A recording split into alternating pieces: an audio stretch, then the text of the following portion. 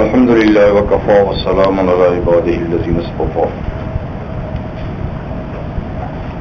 أما بعد فأعوذ بالله من الشيطان الرجيم بسم الله الرحمن الرحيم ليس عليكم جناح أن تبتغوا فضلا من ربكم فإذا أفضتم من عرفات فاذكروا الله عند المشعر الحرام واذكروه كما هداكم وإن كنتم من قبله لمن الضالين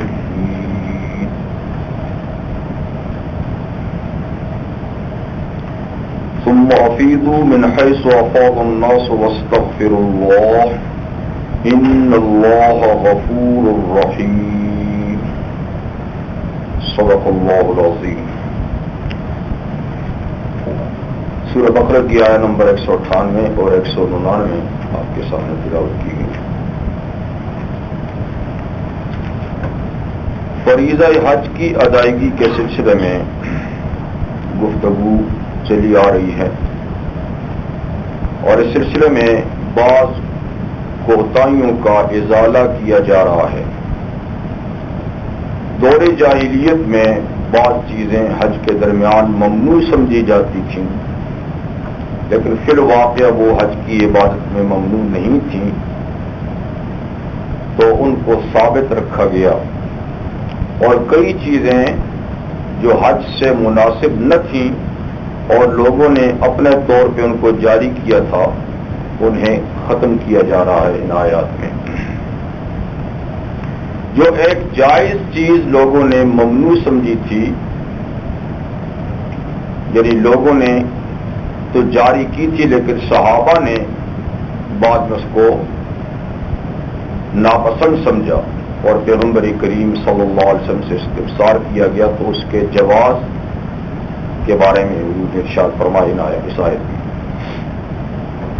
وہ یہ کہ دوران حج یعنی کوئی تجارت کی جا سکتی ہے یا نہیں. تو ارشاد ہے کہ لیس علیکم جناح ان تبتغوا فضلا من ربکم، تم پر کوئی حرج نہیں یعنی کوئی گناہ نہیں کہ تم اپنے رب کا فضل تلاش کرو. فضل سے مراد یہاں پر مال ہے، اور مال تلاش کرنے کے ذرائع میں سے ایک ذریعہ تجارت ہے، ایک ذریعہ ملازمت ہے. یہ دو بڑے ذریعے ہیں. تو دوران حج یہ دونوں چیزیں ہو سکتی ہیں اور کوئی حرج نہیں یعنی گناہ نہیں. یہ مطلب نہیں کہ کوئی افضل ہے یعنی بہتر بھی نہیں ہے کہ آدمی ان دنوں کو بالکل عبادت کے لیے فارغ کر دے، تو یہ سب سے اچھی بات ہے. لیکن اگر ضرورت ہو تو تجارت یا ملازمت بھی کی جا سکتی ہے، اس طرح کہ حج کی عبادت میں رکاوٹ نہ بنے. فَإِذَا أَفَضْتُم مِّنْ عَرَفَاتٍ فَاذْكُرُوا اللَّهَ عِندَ الْمَشْعَرِ الْحَرَامِ، پس جب تم عرفات سے لوٹو، عرفات سے واپس آؤ، تو مشعر حرام کے پاس اللہ کو یاد کرو.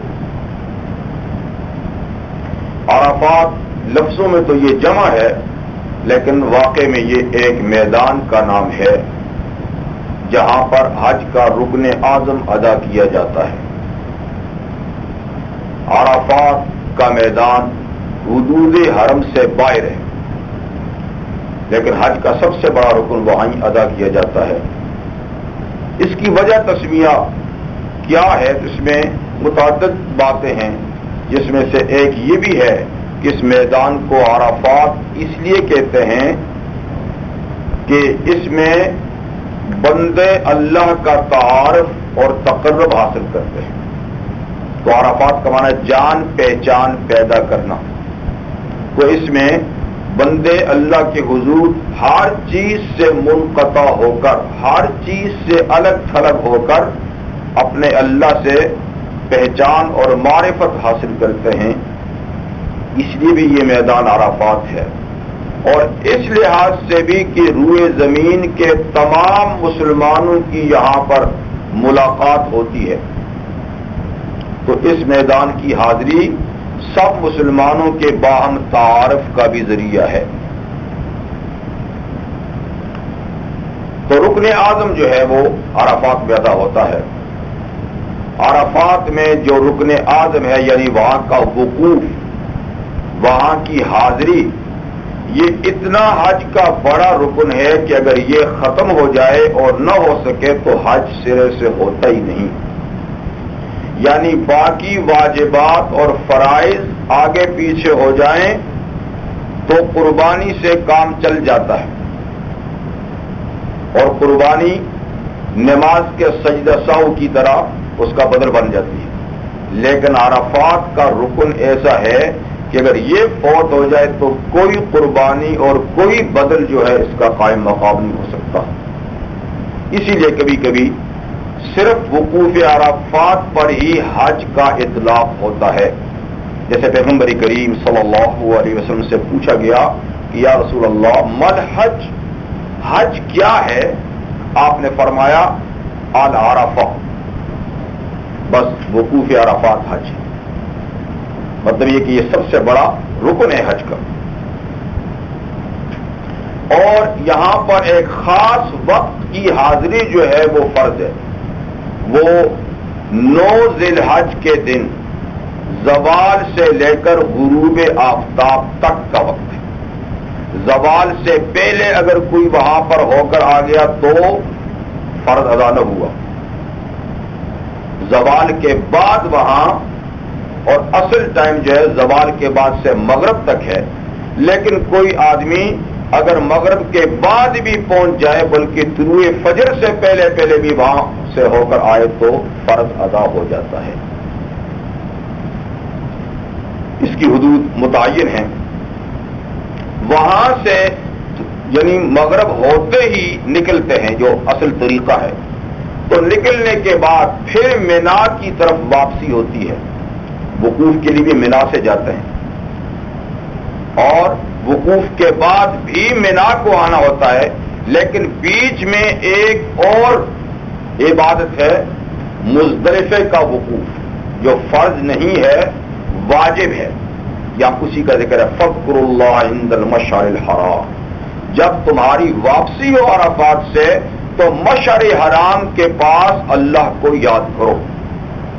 تو مشعر حرام مزدلفہ میں ایک پہاڑ ہے، اس کے آس پاس جو میدان ہے وہی وقوف مزدلفہ وہاں پر کیا جاتا ہے۔ مشعر شعار سے ہے، شعار کا معنی ہے علامت، اور حرام حرمت سے یعنی اس کا معنی ہے عزت۔ مشعر حرام اس پہاڑ کو اس لیے کہتے ہیں کہ یہ اسلامی اور عبادتی شعار کا قابل احترام مقام ہے۔ یہاں مطلقاً اللہ کا ذکر کرنے کا کہا ہے کہ جو بھی عبادت کی جا سکتی ہے وہ کریں، لیکن یہاں کی خاص عبادت جو لازمی ہے وہ مغرب اور عشاء کی نماز یکجا عشاء کے وقت میں پڑھنا ہے، اور یہاں جماعت بھی شرط نہیں، جیسے کہ وقوف عرفات میں تو نمازوں کو عصر اور ظہر کی نماز کو اکٹھا کرنے کے لیے شرط ہے کہ وہ با جماعت ہوں، خطبہ ہو وغیرہ، یا وہ شرط بھی نہیں، اگر کوئی تنہا بھی پڑھے گا تو بھی 2 نمازیں عشاء کے وقت میں پڑھے گا۔ تو یہاں کی خاص عبادت یہ ہے۔ اس کے علاوہ پھر جو ذکر و اذکار یا جو دعائیں کر سکتے ہیں وہ کریں، اور طلوع فجر تک کا یہاں وقوف ہوتا ہے، یعنی عرفات سے پہنچنے کے بعد عشاء کے وقت میں دونوں نمازیں پڑھنے کے بعد طلوع صبح صادق تک یہاں وقت وقوف کا۔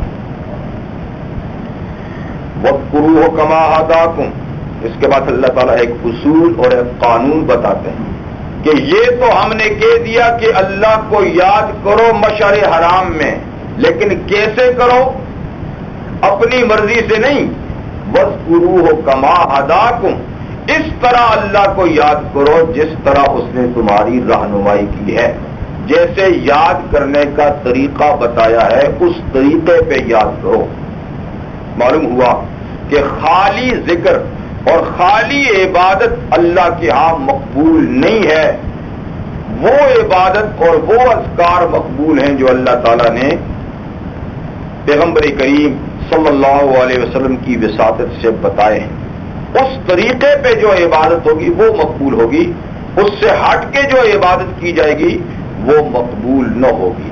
تو وَاذْكُرُوهُ كَمَا هَدَاكُمْ، ایسے یاد کرو جیسے اللہ نے تم کو بتایا ہے. تو یہاں خاص جو چیز بتائی ہے وہ کیا ہے؟ 2 نمازیں اکٹھی پڑھنا. کہیں تمہیں یعنی شیطان بہکا نہ دے کہ میاں مغرب کا وقت تو ہو گیا ہے پہلے، تو لہذا مغرب کی نماز یہیں رستے میں ہم پڑھتے ہیں، یا وہاں پہنچ گئے ہیں اور مغرب کا وقت ہو گیا اور آپ کہیں کہ جی مغرب کا وقت تو ہو گیا ہے لہذا کیوں دیر کریں ابھی پڑھتے ہیں. نہیں، آج کے دن اگر مغرب کی نماز مغرب کے وقت پڑھی تو مقبول نہیں ہے. اس لیے نماز تو وہی ہے، لیکن باقی جگہوں میں اور باقی دنوں میں تو اپنے وقت میں پڑھنی ہے. اگر عشاء کے وقت میں پڑھو گے تو نہیں ہوگی. آج کے دن اگر عشاء کے وقت سے پہلے مغرب کے وقت پڑھو گے تو نہیں ہے، اس لیے کہ تعلیم جو یوں دی ہے وَاذْكُرُوهُ كَمَا هَدَاكُمْ. اس سے معلوم ہوا کہ عبادات میں اپنی طرف سے تجویز کرنا اور اپنی طرف سے قیود لگانا یہ عند اللہ عبادت مقبول اس طریقے سے نہیں ہوتی. بس اس کا قبولیت کا معیار اور پیمانہ پیغمبر کریم صلی اللہ علیہ وسلم کی سنت اور آپ کی تعلیم ہے. وَإِن كُنتُم مِّن قَبْلِهِ لَمِنَ الضَّالِّينَ، اور بے شک تم اس سے پہلے یعنی اس تعلیم سے پہلے البتہ ناواقف تھے، تمہیں کوئی پتہ نہیں تھا تو پھر تم اپنی مرضی سے کرتے تھے، اور آج جب تمہیں معلوم ہو گیا ہے تو اب پھر اللہ اور رسول کی مرضی کے مطابق کرنا ہوگا. اب بھی کئی کام ہم ایسے کرتے ہیں جو ہمارے بنائے ہوئے ہوتے ہیں اور تعلیمات نبوی میں اس کا کوئی نام و نشان نہیں ہوتا. یا تو جھوٹی روایتیں گھڑ کر پیغمبر کی طرف منسوب کر دیتے ہیں جو بڑا ظلم عظیم اور بہت بڑا گناہ کہ حضور صلی اللہ علیہ وسلم کے ارشاد ہے من کذب علی متعمدا فلیتبوا مقعدہ من النار، جو جان بوجھ کے مجھ پہ جھوٹ گھڑے گا اس کو اپنا ٹھکانہ جہنم میں بنا لینا چاہیے. تو جھوٹ ویسے ہی بری خصلت ہے، ویسے ہی جھوٹ گناہ کبیرہ ہے، لیکن جو جھوٹ اللہ اور رسول پہ باندھا جائے وہ تو پھر بہت ہی بڑا ہے. لیکن کئی لوگ اس کی کوئی پرواہ نہیں سمجھتے کہ ہم کیا کہہ رہے ہیں. تو من گھڑت روایات، موضوع روایات کی بنیاد پر بڑی بڑی عبادتیں لوگوں نے بنا رکھی جس کا صحیح روایات میں اور حضور کی سنت میں کوئی اثر نہیں. تو عبادت مختصر ہو لیکن وہ ٹھیک پیغمبر کریم صلی اللہ علیہ وسلم کے طریقے پر ہو، وہی عند اللہ مقبول ہوتی ہے. دیکھیے اب فجر کی نماز شریعت میں 2 فرض، ظہر کے 4، عصر کے 4، مغرب کے 3 اور عشاء کے 4 فرض ہیں. یہ ایک طے شدہ بات ہے، سنت سے یہی ثابت ہے، اسی پر امت کا اجماع ہے. لیکن کوئی شخص اگر مغرب کی بھی 4 پڑھ لے تو آخر اس نماز میں کچھ اور تو نہیں پڑھے گا نا، وہی سورہ فاتحہ اور کوئی سورت پڑھے گا، وہی ہاتھ باندھ کے قیام ہوگا، رکوع و سجدہ ہوگا، وہی تسبیحات ہوں گی. لیکن کیا کوئی مسلمان کہہ سکتا ہے کہ یہ نماز اس کی ہو گئی؟ نہیں. کیوں؟ صرف اس لیے کہ یہ کما ہداکم کے اصول کے خلاف، ورنہ کام تو سارے اچھے کیے اس میں. یا فجر کی 4 پڑھ لے تو، یا ظہر کی 6 پڑھ لے تو نہیں. اس لیے کہ جو پیمانہ ہے عبادت کا، اس پیمانے سے آگے پیچھے وہ عبادت عند اللہ قبول نہیں. اصل عبادت تو حکم ماننا ہے. اللہ تعالیٰ کو ہمارے سجدوں یا ہمارے قیام یا ہماری تسبیحات کی کوئی ضرورت ہے؟ یہ ساری چیزیں تو اطاعت، فرما برداری کے تو کرتے کیا ہے. اصل عبادت تو اللہ اور رسول کا حکم ماننا ہے، اور یہ حکم ماننے کے مظاہر ہیں سارے. اگر حکم کی تعمیل نہیں ہوگی تو وہ اللہ تعالیٰ کے ہاں چیز قابل قبول نہیں ہوگی. اس کے بعد ایک اور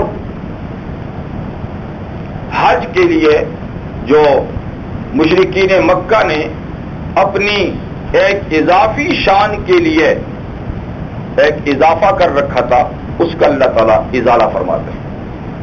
وہ یہ تھا کہ عام لوگ تو جاہلیت کے زمانے میں بھی جب حج کرتے تھے تو وقوف عرفات کرتے تھے،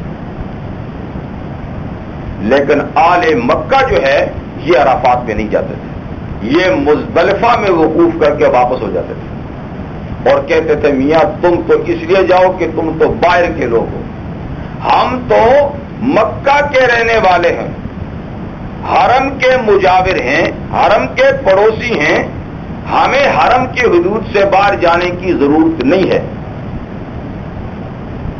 اصل میں ان کا مقصد یہ تھا کہ ہم اپنی برتری کو قائم رکھیں.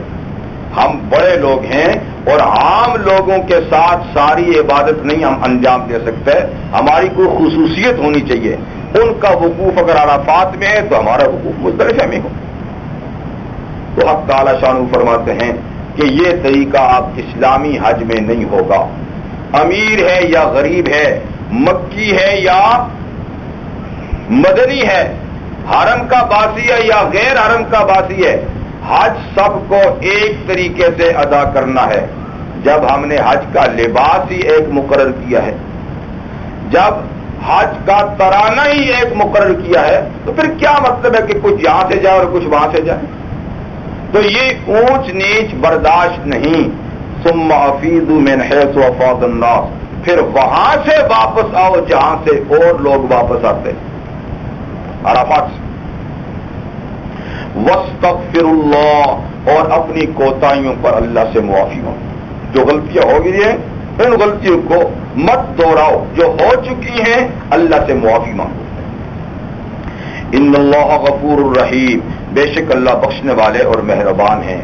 تم صدق کے دل سے معافی مانگو گے تو وہ تمہارے گناہ معاف کر دے گا. فَإِذَا قَضَيْتُم مَّنَاسِكَكُمْ فَاذْكُرُوا اللَّهَ كَذِكْرِكُمْ آبَاءَكُمْ أَوْ أَشَدَّ ذِكْرًا. بس جب تم حج کے کام پورے کر چکو، حج کے فرائض واجبات ادا کر چکو، تو پھر بھی فارغ نہ بیٹھو. فاذکروا اللہ، اللہ کو یاد کرتے رہو. حج میں بطور عبادت اللہ کے یاد کیا تھا، بطور ارکان کے، تو اب عام طور پہ جو تمہیں اجازت ہے اللہ کے یاد کرنے کے لیے، یعنی ایسا ذکر جو موقت نہیں. حج کے اذکار تو موقت ہے، وقت کی پابندی کے ساتھ، جگہ کی پابندی کے ساتھ، اور حج سے فارغ ہونے کے بعد جو اذکار ہوں گے وہ غیر موقت ہیں، وقت کی بھی پابندی نہیں، جگہ کی بھی پابندی نہیں. تو خوب اللہ کو یاد کرو اس سرزمین میں.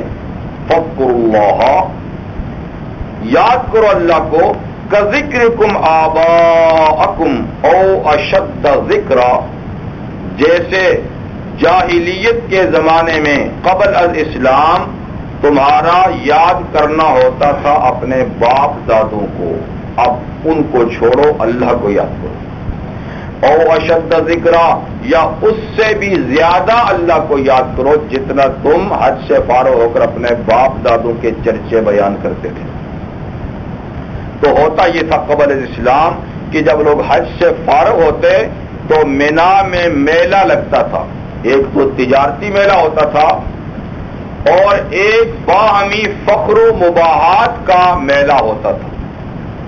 تو تاجر لوگ تو اپنا سامان بیچتے تھے اور جو فارغ ہوتے تھے وہ وہاں پر بڑے بڑے جلسے کرتے تھے، اور ان کے جلسوں کے عنوان کیا ہوتا تھا کہ ہر قبیلے کا شاعر کھڑا ہو کر اپنے قبیلے کے مفاخر اور اپنے قبیلے کی بہادری اور اپنے قبیلے کے دوسرے فضائل بیان کرتا تھا، یا اپنے آباء و اجداد کے کارنامے جو دور جاہلیت میں ہوتے تھے ان کو بیان کرتے تھے، اس پہ فخر کرتے تھے.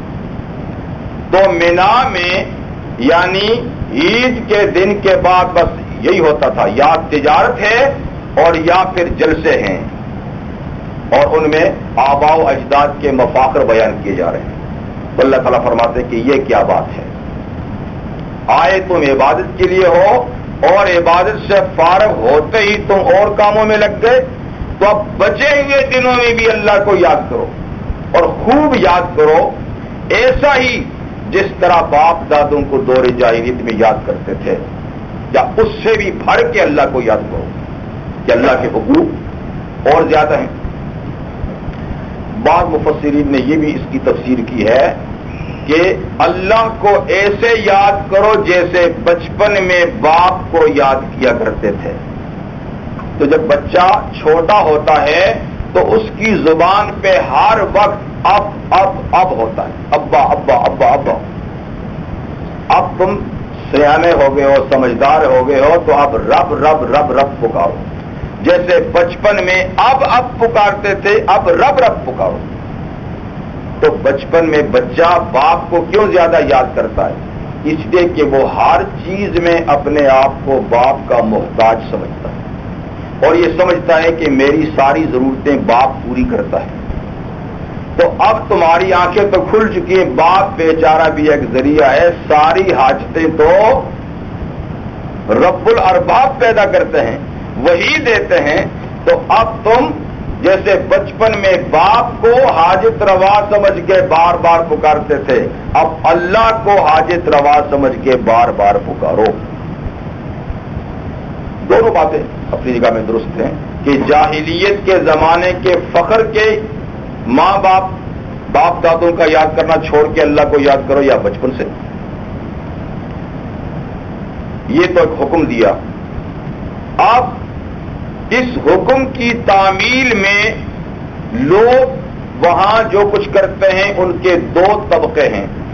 ان دو طبقوں کا اللہ تعالیٰ ذکر فرماتے ہیں. کچھ لوگوں کے سامنے محض دنیا اور اس کی چہل پہل ہوتی ہے، وہ ایسی مقدس سرزمین میں بھی جا کر دنیا ہی مانگتے ہیں. وہ سمجھتے ہیں کہ یہاں دعائیں مقبول ہوتی ہیں تو کیوں نہ دنیا کی عیش و عشرت مانگی جائے. تو وہاں پہنچ کر وہ صرف دنیا ہی مانگتے ہیں، اور دنیا کے مانگنے میں بھی خیر پیش نظر نہیں ہوتی، بلکہ مطلق دنیا جیسی ہے جہاں سے ہو بس ملے. تو یاد رکھو، فرماتے ہیں کہ ایسے لوگ اللہ چاہیں گے تو دنیا ان کو دے دیں گے، لیکن آخرت میں تو ان کے لیے اعلان ہے کہ کچھ بھی نہیں. یعنی ان کی دعا قبول کر کے جو دنیا میں مانگا ہے، اگر اللہ تعالیٰ کی حکمت متقاضی ہوئی تو وہ چیز دے دیں گے، نہ دی تو نہ دی، لیکن آخرت کے بارے میں ان کو کچھ بھی نہیں ملے گا. فَمِنَ النَّاسِ مَن يَقُولُ رَبَّنَا آتِنَا فِي الدُّنْيَا حَسَنَةً فِي الدُّنْيَا وَمَا لَهُ فِي الْآخِرَةِ مِنْ خَلَاقٍ. کچھ لوگ ایسے بد نصیب ہیں کہ جو کہتے ہیں اے ہمارے پروردگار آتنا فی الدنیا، بس ہمیں دنیا ہی میں دے دے،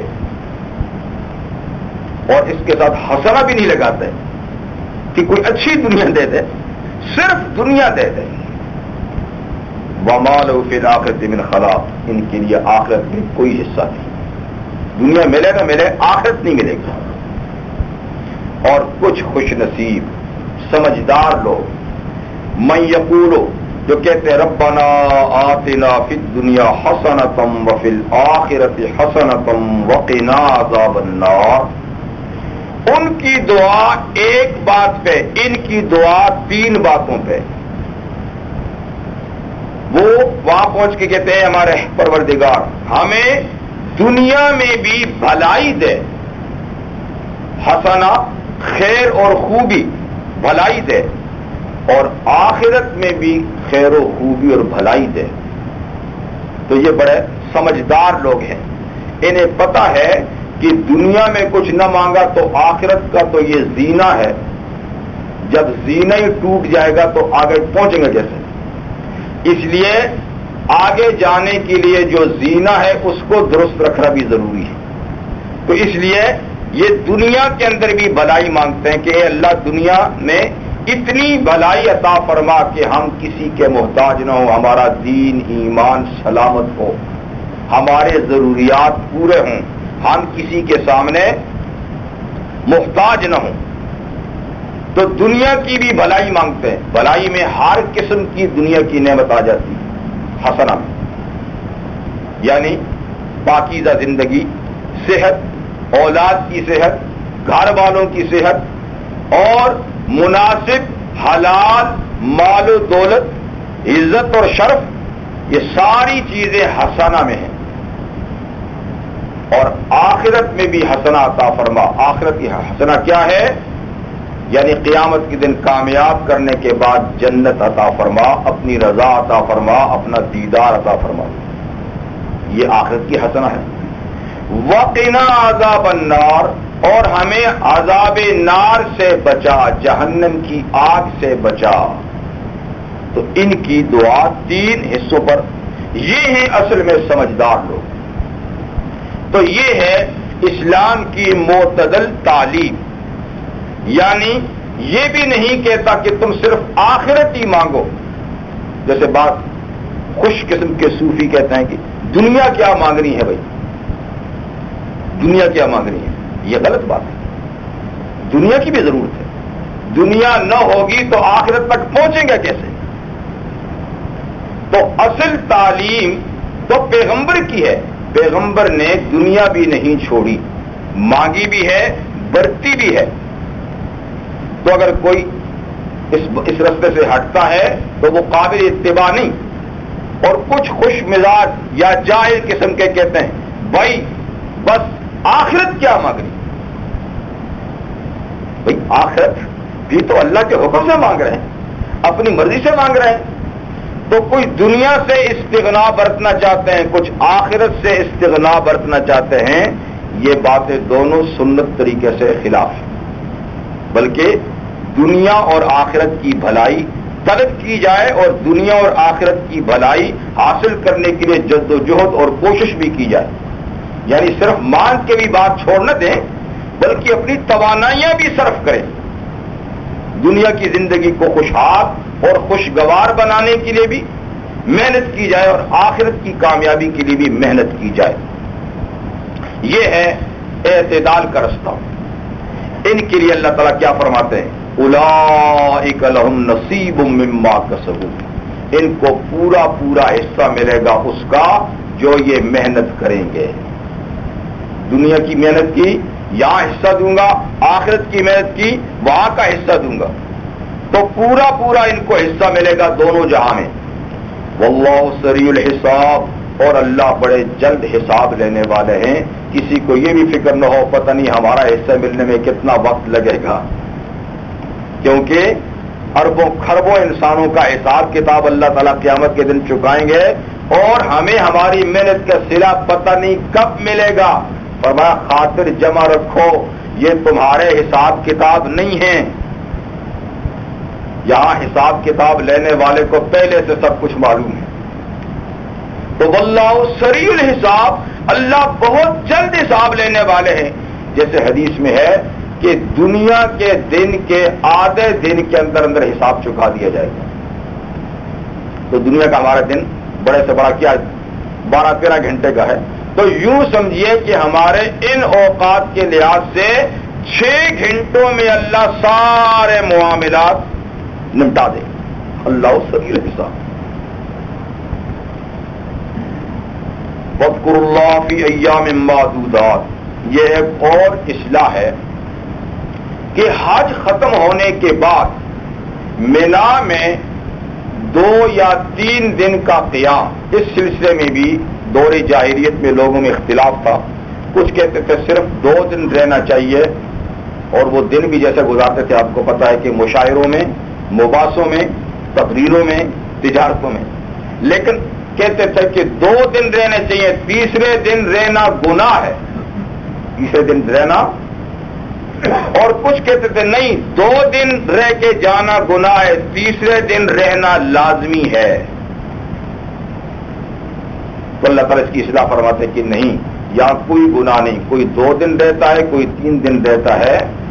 3 دن بھی رہا جا سکتا ہے, 2 دن بھی رہا جا سکتا ہے, لیکن یہ ہے کہ کام وہ کرنا ہے جو ہم نے بتانے ہیں.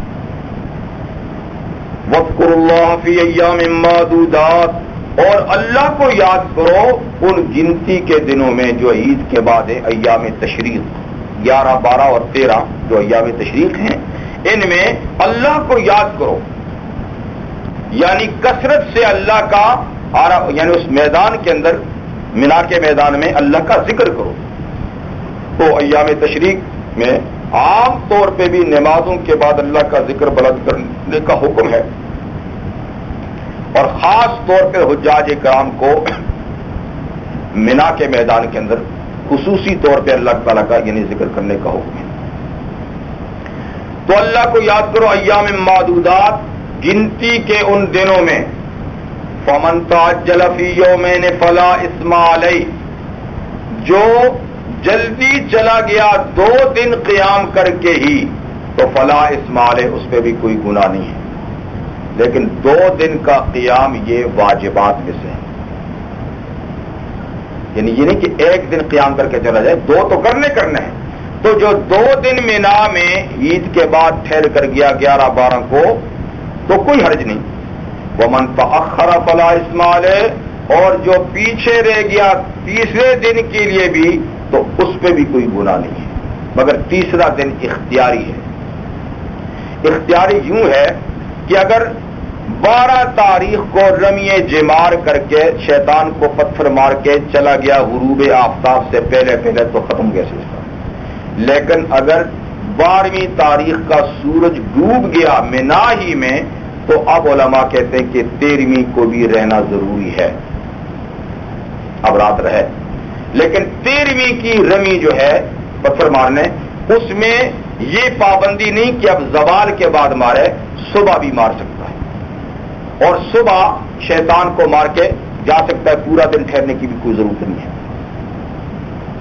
تو 3 دن شیاطین پہ پتھر مارنے یہ تو واجبات میں سے, یعنی پہلے دن 10 ذی الحج جو صرف بڑے شیطان کو مارا جاتا ہے, اور دوسرے اور تیسرے دن تینوں کو الگ ترتیب ساتھ کنکریاں ماری جاتی ہیں. لیکن یہاں وقت کی پابندی ہے کہ زوال کے بعد ماریں گے, زوال سے پہلے مار دیا تو وہ رمی شمار نہیں ہوگی بلکہ جرمانہ دینا ہوگا قربانی. اور پہلے دن کی رمی صبح سویرے سے رات گئے تک سارا اس کا وقت ہے.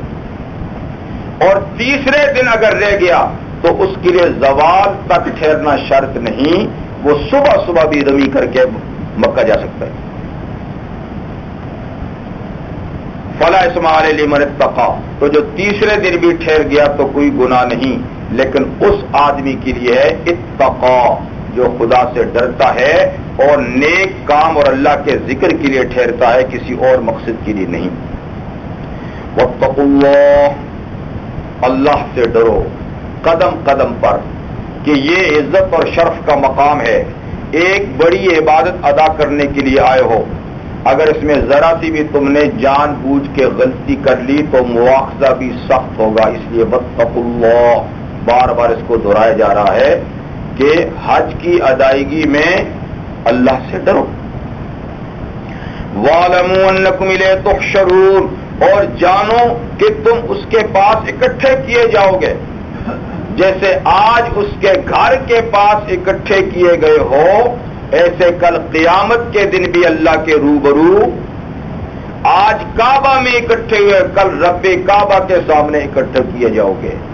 اس لیے اللہ کا خوف رکھو اور اس منظر کو آخرت کا منظر تصور کر کے عبادت کرو.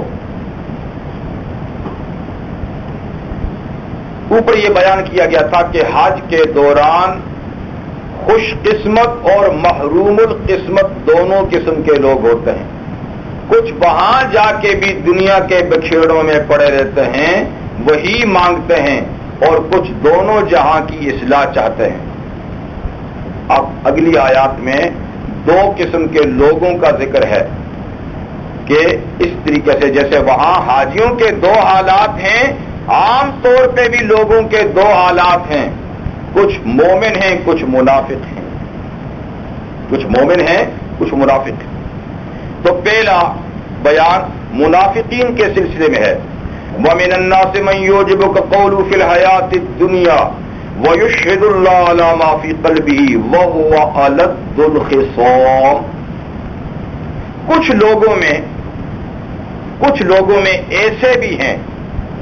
یہ آیت بطور خاص جس شخص کے لیے نازل ہوئی اخنس بن شریح اس کا نام منافق تھا. اخنس بن شریح بڑا فصیح اور بلیغ، یعنی یوں باتیں کرتا تھا کہ بس جیسے کہ بالکل حقائق اگل رہا ہو.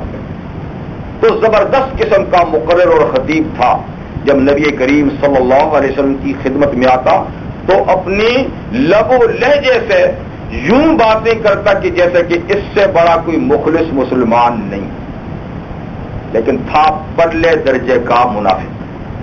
اس لیے اللہ تعالیٰ نے فرمایا کہ ایسے لوگوں سے ہوشیار رہیے. کچھ لوگ ایسے ہیں یوجبو کا قولہ کہ اس کی باتیں آپ کو بڑی اچھی لگتی ہیں. یوجبو کا بڑی اچھی لگتی ہیں فی الحیات الدنیا، مگر یہ دنیا کی زندگی میں ہی ہے. وَيُشْهِدُ اللَّهَ عَلَى مَا فِي قَلْبِهِ، اور وہ اپنے دل کی باتوں پہ اللہ کو گواہ کر کے پیش کرتا ہے. تو پھر آپ کیسے یقین نہ کریں؟ یار ظاہر بات ہے آپ کو یقین کرنا ہے. ایک مسلمان کے پاس جب اللہ کا نام لے کر بات کہی جائے گی تو مسلمان اس پہ یقین کرتا ہے. تو آپ جو اس کی باتوں پہ یقین کرتے ہیں تو اس لیے کہ وہ اپنی صداقت پہ بار بار اللہ کی قسمیں اٹھاتا ہے. لیکن ہم بتائیں وَهُوَ أَلَدُّ الْخِصَامِ، یہ سخت قسم کا جھگڑالو اور فسادی ہے. یہ آپ کے پاس کچھ ہے اور آپ سے جانے کے بعد کچھ ہے. اس کے کرتوت یہ ہیں وَإِذَا تَوَلَّى سَعَىٰ فِي الْأَرْضِ، جب آپ کی مجلس سے پھرتا ہے سعیٰ فی الارض، دوڑتا ہے زمین میں، کہیں فساد کا کام نظر آ جائے. لیفسد فیہا، دوڑتا ہے بھاگتا ہے تاکہ فساد مچائے زمین میں. ویہلک الحرث والنسل، کھیتیاں بھی برباد کرتا ہے، جانور بھی برباد کرتا ہے، انسانوں کا بھی قاتل ہے، حیوانوں کا بھی قاتل ہے. اور واللہ لا یحب الفساد، اللہ فساد کو بالکل پسند نہیں کرتا. یہ فسادی ہے، اللہ فساد کو پسند نہیں کرتے. اس لیے آپ اس کی باتوں پہ نہ جائیں، اس کے کرتوتوں پہ نظر رکھیں. تو معلوم ہوا کہ ایسے لوگ بھی ہوتے ہیں. ایسے لوگ بھی آقا کے زمانے میں تھے، ان کو منافق کہا جاتا تھا. اور ہر دور میں ایسے لوگ ہوتے ہیں کہ جن کی زبان کچھ ہے اور جن کا دل کچھ ہے. ایسے لوگوں سے احتراز کرنا چاہیے، بچ کے رہنا چاہیے. وَإِذَا قِيلَ لَهُ اتَّقِ اللَّهَ أَخَذَتْهُ الْعِزَّةُ بِالْإِثْمِ، اور جب اس کو بطور نصیحت کہا جاتا ہے میاں خدا کا خوف کر، ابھی کیا باتیں کر کے آیا تھا مجلس نبوی میں، اب کیا کر رہا ہے، تو بجائے اس کے کہ اس کو خدا کا خوف ہو، اخذت العزت بالاسم، اس کو غرور گناہ پر لے آتا ہے. اچھا تو نے میری شان میں ایسی بات کہی ہے، اچھا پھر میں ایسا ہوں. تو بجائے اپنے کیے پہ شرمندہ ہو، وہ اور زیادہ غرور اور تکبر میں آ جاتا ہے اور اپنی غلطی تسلیم نہیں کرتا. فحسبہ جہنم، اس کا ٹھکانہ جہنم ہے. وَلَبِئْسَ الْمِہَادُ، اور جہنم بہت برا بچھونا اور ٹھکانہ ہے. اس کے مقابلے میں مخلص مومن، اب اس کا ذکر ہے. وَمِنَ النَّاسِ مَن يَشْرِي نَفْسَهُ ابْتِغَاءَ مَرْضَاتِ اللَّهِ، ایسے لوگ بھی ہر دور میں ہوں گے. آقا کے دور میں صحابہ تھے اور اس کے بعد قیامت تک مخلص لوگ بھی ہوں گے. جیسے وہ لوگ ہوں گے ایسے یہ لوگ بھی ہوں گے. ان کی پہچان کیا ہے کہ جان و مال اللہ پر لگاتے ہیں. کچھ لوگوں میں وہ ہے یشری نفسہ، جو بیچتا ہے اپنی جان. لفظ شراء خرید رہے اور بیچنے دونوں میں استعمال ہوتا ہے. زیادہ تر اس کا استعمال ہوتا ہے خریدنے میں، لیکن بیچنے کے لیے بھی ہوتا ہے، یہاں بیچنے کے معنی میں اپنے آپ کو بیچتا ہے کس چیز پہ؟ ابتغاء مرضات اللہ، اللہ کی رضا حاصل کرنے پر، کہ کہیں سے اللہ کی رضا حاصل ہو، اپنا سب کچھ اس پہ نچھاور کرتا ہے۔ واللہ رؤوف بالعباد، اور اللہ بھی تو شفقت کرنے والے ہیں بندوں پر، وہ اس کی سعی اور محنت کو رائے گاں اور ضائع نہ ہونے دیں گے۔ یہ تو کئی مسلمان اور مومن ہر دور میں ہوں گے، لیکن جس خوش نصیب صحابی کی شان میں یہ آیہ کریمہ نازل ہوئی، جیسے پہلی اخنس بن شریح، تو یہ صہیب رومی رضی اللہ تعالیٰ عنہ کی شان میں نازل ہوئی، یعنی اس کی سبب نزول ہوا ہے۔ صہیب رومی رضی اللہ تعالیٰ عنہ مکہ میں روم سے غلام بنا کر لائے گئے تھے اور یہاں ان کو بیچ دیا گیا تھا، تو انہوں نے غلامی کی زندگی یہاں گزاری، اور یہ بہت بڑے ہنرمند تھے، اپنے ہنر سے انہوں نے بڑی مال و دولت بھی یہاں اکٹھی کی تھی۔ جب خوش نصیبی کا وقت آیا تو پیغمبر کریم صلی اللہ علیہ وسلم کے حلقے میں شامل ہو گئے۔ جب آقا صلی اللہ علیہ وسلم نے ہجرت کی تو یہ رہ گئے، اور بعد میں ہجرت کرنے والوں میں ایک یہ بھی ہیں، اور یہ ان خوش نصیب صحابہ میں سے ہیں جن کے بارے میں پیغمبر کریم صلی اللہ علیہ وسلم نے ارشاد فرمایا، خود کو بھی ایک کہہ کے، کہ اولین مسلمانوں میں حضور نے فرمایا میں پہلا مسلمان ہوں عرب کا۔ آقا تو دائی ہیں، لیکن اول المسلمین بھی تو حضور ہے نا، اول المسلمین وانا اول المسلمین۔ فرمایا اول المسلمین عرب میں ہوں، اول المسلمین افریقہ سے بلال ہیں، اول المؤمنین یورپ سے صہیب ہیں، اول المسلمین ایران سے سلمان ہیں۔ تو ملکوں کے لحاظ سے، ملکوں کے مسلمانوں، علاقے کے مسلمانوں کے لحاظ سے یورپ سے اسلام کی اولیت کا شرف حاصل کرنے والے کون ہیں؟ حضرت صہیب رومی رضی اللہ تعالیٰ، اپنے پورے یعنی علاقے سے یہ پہلے مسلمان ہیں، اور اتنے بلند درجے کے مسلمان ہیں کہ حضرت فاروق اعظم رضی اللہ تعالیٰ نے کتنے جلیل القدر صحابی ہیں، خلیفہ دو، ان کی جب شہادت کا وقت آیا تو انہوں نے یہ وصیت کی تھی کہ میرا جنازہ صہیب رومی پڑھائے۔ حالانکہ مدینہ الرسول میں بڑے بڑے جلیل القدر صحابہ موجود تھے، آپ کے جانشین حضرت عثمان غنی بھی موجود ہیں، اور ان کے جانشین علی مرتضیٰ بھی موجود ہیں، اور عبد الرحمن ابن عوف بھی موجود ہیں، اور کتنے بڑے بڑے صحابہ، لیکن آپ کی نظر انتخاب جنازے کے لیے کس پہ پڑی؟ روم کے اس غلام پہ پڑی، جو بظاہر تو وہ غلام تھا لیکن حضور کی حلقے میں شامل ہو کر وہ شہنشاہ تھا۔ فرمایا میری نماز جنازہ صہیب رومی کو بولنا کہ وہ پڑھائے۔ تو اسلام میں کردار سے شرف اور عظمت حاصل ہوتی ہے۔ ان اکرمکم عند اللہ اتقاکم، علاقائی، لسانی اور دوسرے جو امتیازات انسانوں نے پیدا کیے ہیں، یہ کوئی شرف کا ذریعہ نہیں۔ شرف کا ذریعہ کیا ہے؟ جو زیادہ متقی ہے، زیادہ خدا کا خوف رکھنے والا ہے، زیادہ عابد و زاہد ہے، وہ اللہ تعالیٰ کے سب سے زیادہ مقرب ہے۔ تو خیر، یہ پھر تنہا ہی سفر ہجرت پہ روانہ ہوئے۔ جب یہ روانہ ہو گئے تو رستے میں قریش مکہ نے ان کو روک لیا، یہاں تم کہاں جا رہے ہو؟ تمہیں ہم نہیں جانے دیں گے۔ آپ اپنی سواری سے اترے اور آپ کے تھیلے میں تیر تھے، ایک ایک تیر نکالا اور کمان میں فٹ کیا، اور پھر پوری جماعت کو خطاب کر کے کہا تم جانتے ہو قریش کہ میں ایسا تیر انداز ہوں کہ میرا کوئی تیر نشانے سے خطا نہیں جاتا۔ تمہیں پتہ ہے، یاد رکھو اگر میرا رستہ روکا تو یہ سارے تیر تم پہ برسا کے ختم کروں گا. جب تیر ختم ہو جائیں گے تو دیکھو یہ میرے پاس تلوار بھی ہے, پھر میں تلوار سے تمہاری خبر لوں گا.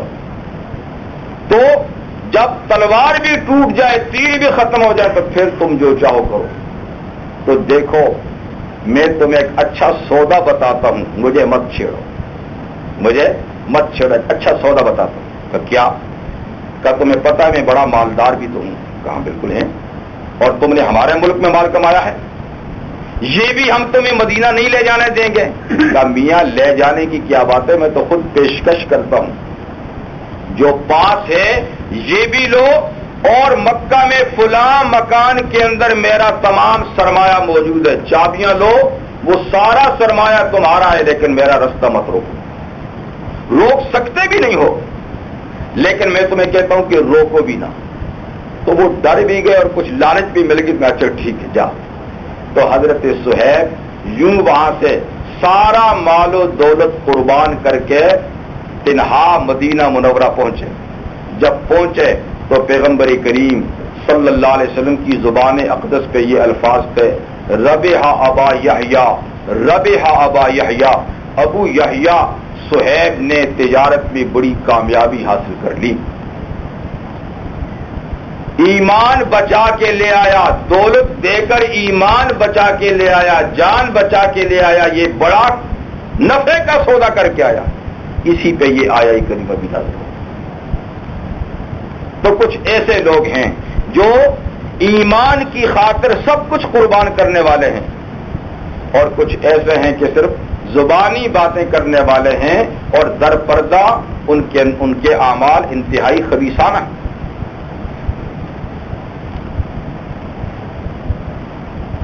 تو وَمِنَ النَّاسِ مَن يَشْرِي نَفْسَهُ ابْتِغَاءَ مَرْضَاتِ اللَّهِ, کچھ لوگوں میں وہ ہیں جو بیچتے ہیں اپنی جان ابتغاء مرضات اللہ, اللہ کی رضا حاصل کرنے کے لیے. واللہ رؤوف بالعباد, اور اللہ شفقت کرنے والے مہربان ہیں بندوں پر. تو مطلب یہ ہے کہ ان کی یہ تجارت ناکام اور خسارے کی نہیں ہوگی, بڑی کامیابی کی ہوگی, اور اس تجارت کے بدلے میں انہیں آخرت میں اتنا بڑا فائدہ ملے گا کہ جس کے مقابلے میں دنیا کے فوائد. یہ نہیں کہ ہمارے ایمان کا کیا بنے گا. جان چلی گئی اللہ کے راستے میں تو اللہ نقد دوسری جان دے دیں گے.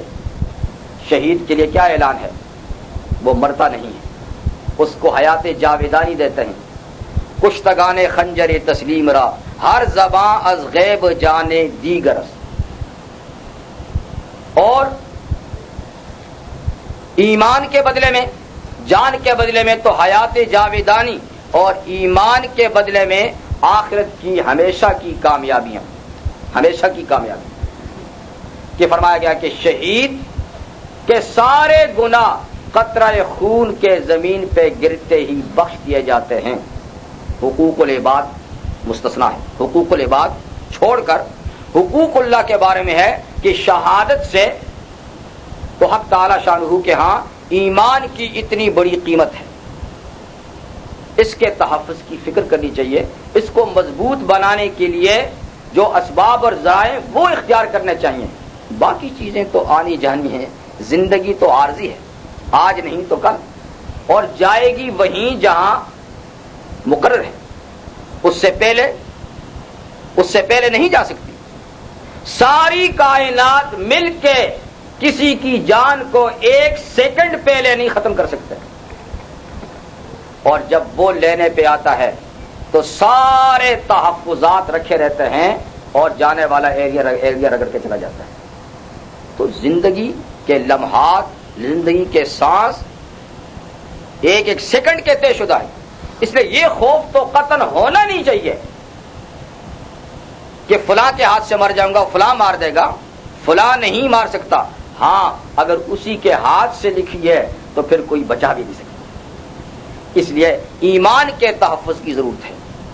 جان انشاءاللہ جتنی لکھی ہے وہ محفوظ ہے, مال جتنا اللہ نے دیا ہے وہ محفوظ ہے, ایمان خطرے میں ہو سکتا ہے. تو صحابہ کرام کی سیرتیں ہمارے سامنے ہیں, انہوں نے سب کچھ کو قربان کیا ایمان بچانے کے لیے. تو ابد الآباد کی نعمت اللہ تعالیٰ نے ان کے مقدر فرمائی. حق تعالی شانہ ہمیں بھی سلامتی کے اس رستے پہ گامزن رکھیں. اللہ تعالی ہماری جان مال عزت و آبرو اور ہمارے ایمان اور دین کو سلامت رکھیں اور سارے مسلمانوں کو اللہ تعالیٰ سلامتی کی زندگی عطا فرمائیں. بہرحال وہ تو صحابہ تھے، ہم تو بہت کمزور ہیں، بہت پیچھے ہیں، صدیوں پیچھے ہیں، اس لیے ہم انتہائی کمزور ہیں. تو اللہ تعالیٰ سے بس دعا مانگتے ہیں کہ اللہ تعالیٰ ہماری کمزوری پہ رحم کرتے ہوئے ہمارے دین ایمان عزت و آبرو ہر چیز کی حفاظت فرمائیں، کیونکہ ہم بچانے کے قابل نہیں ہیں. وآخر دعوانا الحمد للہ رب العالمین. سبحانک اللہم وبحمدک اشہد ان لا الہ الا انت استغفرک واتوب الیک.